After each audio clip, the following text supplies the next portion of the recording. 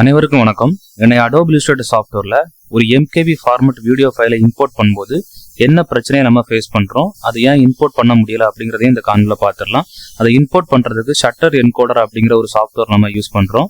அந்த சாஃப்ட்வேர்ல எப்படி MKV ஃபார்மட்டை நம்ம இங்க இம்போர்ட் பண்றதுக்கு தக்கன உள்ள ஃபார்மட்ல எப்படி மாத்துறோம் அப்படிங்கறதையும் தெளிவா பார்த்துடலாம். காணொளிக்குள்ள போகலாம். அதுக்கு முன்னாடி நம்ம சேனலை சப்ஸ்கிரைப் பண்ணி வச்சுக்கோங்க, கூடவே பெல் பட்டனையும் கிளிக் பண்ணிக்கோங்க.